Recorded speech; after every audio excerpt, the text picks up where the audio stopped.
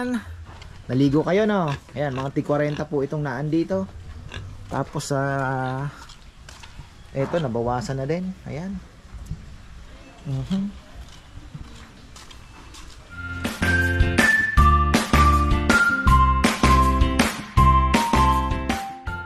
Sobrang biyaya ito, mga farmer.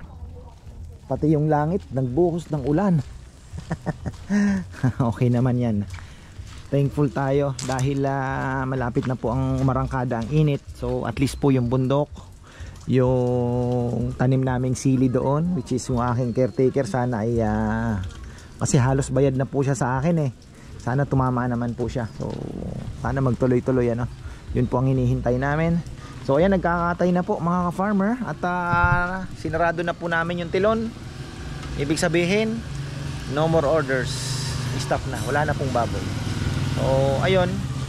At ito nga ang problema. Medyo sabi ni Bebe, mukhang kapos tayo.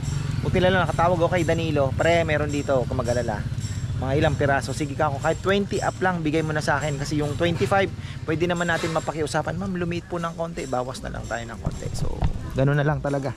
Wala tayong magagawa. Hindi natin mai-hit lahat. Pero mostly naman po ay kaya. Kaya lang nagbilang si Narambo. Sabi niya, kasi 50 po ang order namin.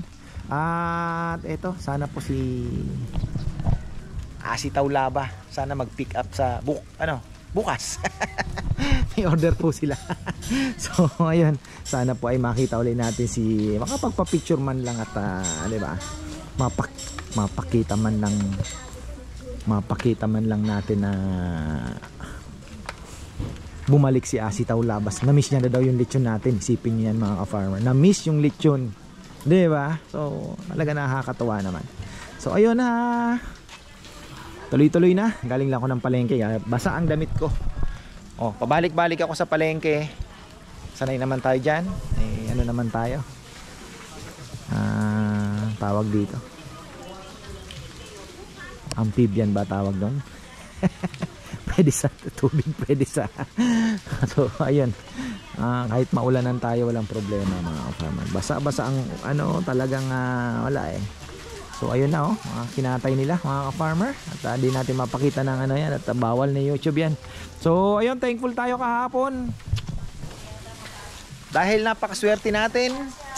Tayo po ay halos sabihin mo ng blockbuster talaga. Grabe. Alam nyo ang title ko nga eh, Bulaga. Talaga pong nabulaga kami kasi kaunti lang ang reservation. Halos yung kaibigan ko lang tsaka sina ka-farmer Manly. So ayun lang, biglang dumami. Talagang bulaga kami. Ayun po ang aking maishishare. Tapos ang baboy natin ay naligo kayo, no? Ayan, mga tig-40 po itong naan dito. Tapos eto, nabawasan na din. Ayan.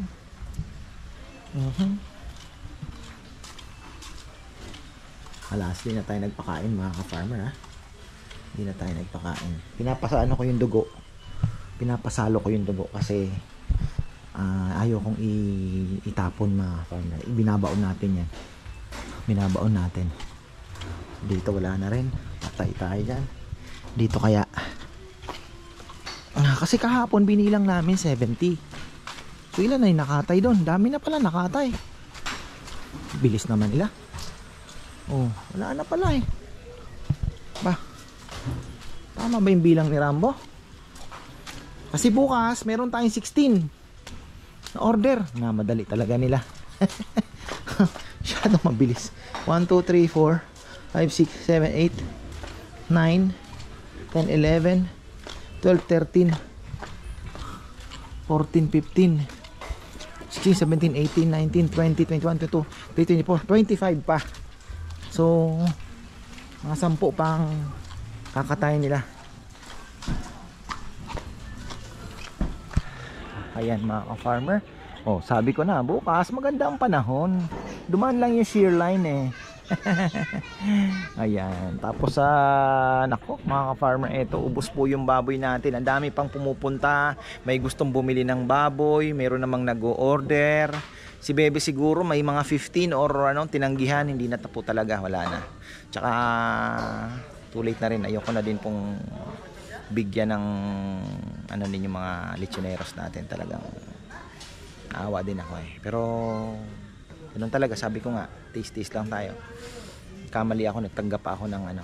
So bali parang ganun din kasi meron din po kaming 16 pieces sa A1 naman. So ayan, pasensya na po kayo kung medyo may adjustment tayo ng kaunti sa mga timbang. So yun nga, meron pong maliliit dito na mga 16 kilos. Yung mga nag-order po ng 20 kilos na mas gusto yung mas maliit, pero syempre mas mura naman. So anuhin na lang po natin. Maganda naman yung mga baboy. At ayun, eto katatapos lang ni kakalis lang po ni Romel, going to Angeles. Repeat order naman. Talagang ano, talagang medyo ano po tayo. Nandito naman ako, naka-monitor din. Yung mga sinabit namin, medyo maaga-aga ng konti, pero sabi ko, as long as nakatuhog na, nakababa, tapos haplusan na natin ng asin, walang problema yan, hindi yan masisira. Wag lang yung matetenga ng may mga, alam nyo na, may bituka pa sa loob, ganun. So yun, natiktik na yan, nakasabit na dyan. Tapos mamaya titimplahan na po yan, and then maaga naman yung salang yan, walang problema. Tapos yun, yung pang-auno, hindi na nila kaya eh. Sabi ko, i-yelo na lang muna, sabi ko. Hindi na siguro. Pero bukas na lang daw, tirahin nila. Tapos andyan si Marvin, sumulpot. Kakagaling lang sa sakit. Tinamaan ng trangkaso. Papalitan niya na daw ng ano. Sabi ko, last chance na tong ano, pag hindi pa talaga umandar, voltage drop na ang problema natin. Ibababa natin sa ano, itong ano. Dadaldal na ni Nia.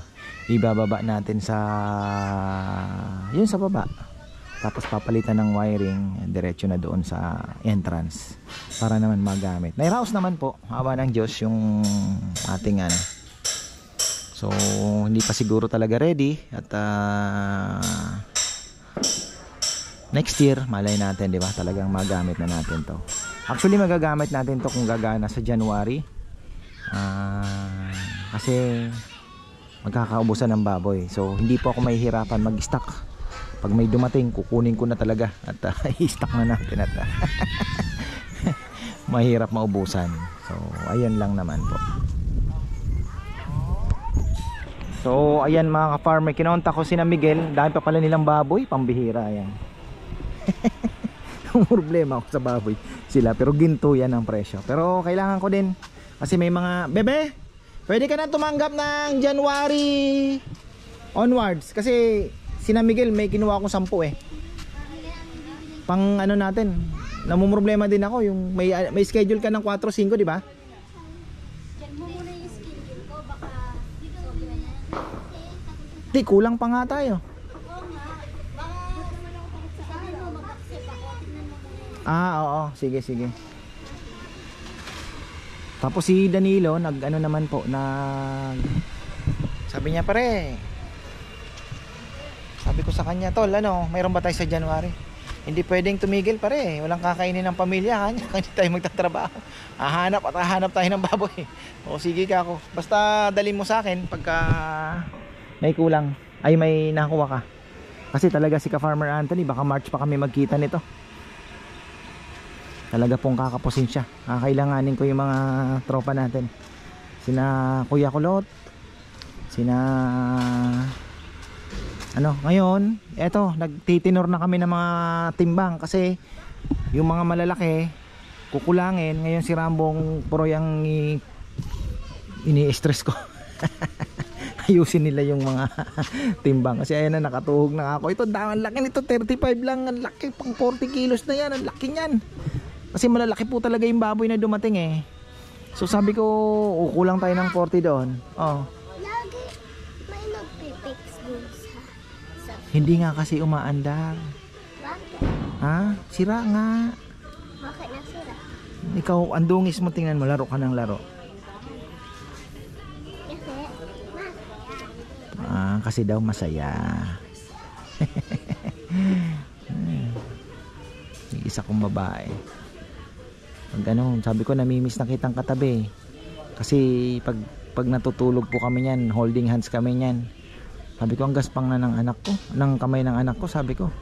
Sabi ni Bebe, paano hindi gagaspang, laging nasa monkey bar? Ganun ba ako? Kasi ang gaspang ng kamay. So ayan po ang ano natin. Gusto nang kumain mayroon ng food. Meron ng food. Ito na naman tayo. Umaandar na naman. Sana naman ay ano na.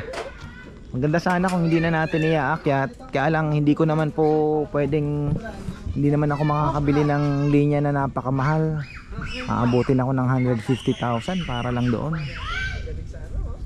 Ibaba na lang natin, di ba? Ganun lang. Pero hindi ko alam yan. Gumana. Naabot na tayo ng dilim mga farma yan. Hinihinang pa niya. Nagkakaalaman yan. Tapos si Rambo nagkatay pa pala. Magtutuhog pa pala sila mamayang gabi. Ay umaga, madaling araw. Yung mga panghapon, itutuhog pa po nila. So ayan, sana si Idol Asitaw Labang mag-pick up ano? Pero normally naman po sila. Sama po si Ma'am Ann, kanyang asawa. Tangkad din siguro yung mga anak nila lalaki, tatangkad din sigurado. So ayan. Tapos mahilig daw siya sa chicharon. Nagpabili ako ng konting chicharon baboy, yung special, para present din sa kanya. Syempre special guest. Yan overnight na si Marvin mga farm. Late na po siyang dumating. Trinangkaso siya ng ilang araw. Talagang wrong timing naman ano. Pero eto, umandar na kanina. Hopefully pag may ano na, may load na at may ano wala nang problema. Kasi noong nakaraan hindi siya umaandar na ayaw na po umandar. Ngayon maandar na. Sana para hindi na natin ibaba. Pero kung sabi niya nga ano tol, kako pagka hindi na umandar yan at yan na ang ginawa mong setup, sigurado ano na. Nandiyan na si kuya pa lang nakaalalay. Kuya Enteng nakaalalay din kasi siyempre may ano din siya sa electricity. So ayun. Tapos interesado din si kuya, nagkaka-idea. Alam naman si kuya pag mga ganyan, gusto niya yung mga ganyan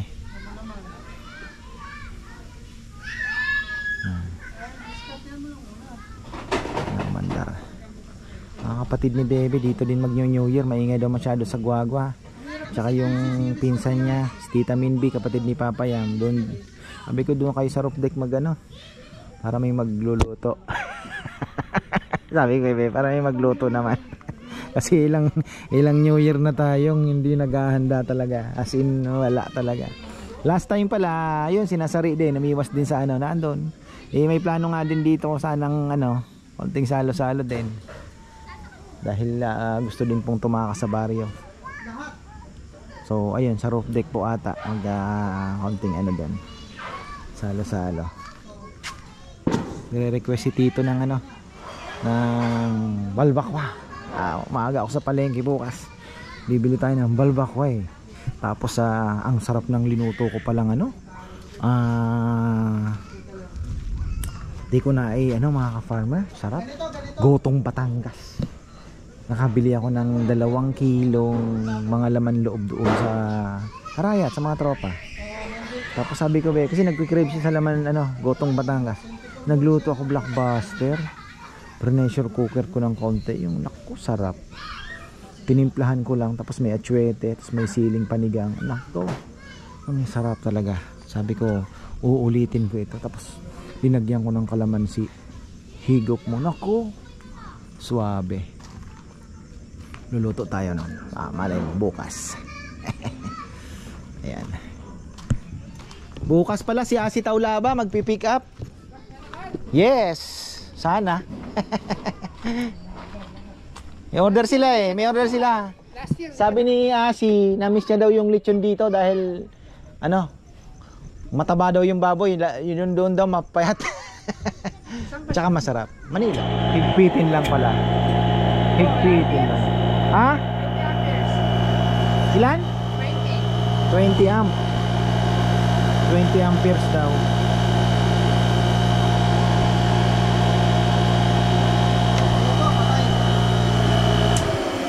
Hindi na siya umiinit na Sana nga. Wala pang ano yan. Ayan na, ayan na. Tatakpan ko lang ang reaction. Ayun, oh.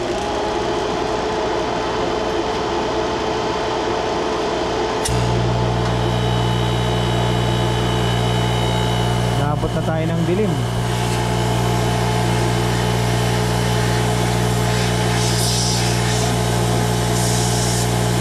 Singaw.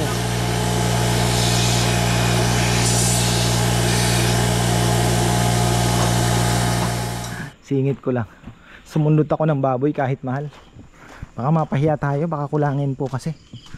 At the same time, ito na yung mga pang ano natin. So, yung mga pa-order ko po ng January, mga ilang piraso ay laban na. Ayan, oh, magaganda. Maganda. So, meron na tayo. Kaya lang 30 kilos po lahat ito. And 45, 40. So, ilan ba ang 40? 1, 2, 3, 4, 5. Ayun. Mahal, grabe. Lakasan talaga ng loob ang pagbili ng baboy ngayon. Patibayan ng dibdib at bulsa. Patibayan po ng dibdib. Kasi talagang grabe, nakakalula ang presyo.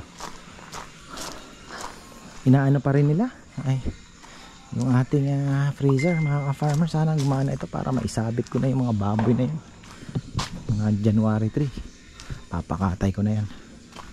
Sabit na natin dito kung gagana.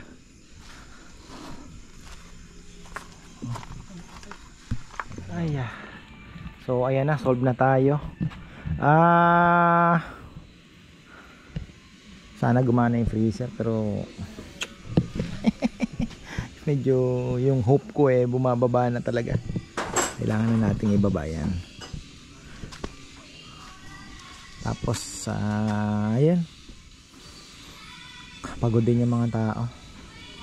Ewan ko si Nelnel kung ano, nasa baba. Si Jomar kasi nangyari, umano naman, tumaas naman ang presyon, mga ka-farmer. Umuwi kaninang umaga. Yung sana magsasarsa, kabisado niya nahugot tuloy si Nelnel dito, linagay doon. Hindi naman pwedeng hatakin si Rizal dito dahil si Rizal maalam na rin sa lechon. So si Nelnel ang hinila namin papunta doon sa baba. Hopefully ay tapos na. Si Mama Beth nagluto na rin ng kilawin, dami. So okay na daw siya. Tapos meron silang yan, papakuluan din ang mga laman loob. Ayan. Wala, ayun mga farmer, palaisipan pa din. Maandar pero pag pinatay hindi na uli aandar. So ewan, sabi nila wala daw sa kuryente. Tinitingnan ni kuya yung voltahe, hindi naman bumababa. Ganun pa rin. Pero sabi ng Italiano, bu pag hindi na alam ang sagot, bu. So ayan, 33 na ang nakatuhog. Yan po yung mga mas maagang isasalang.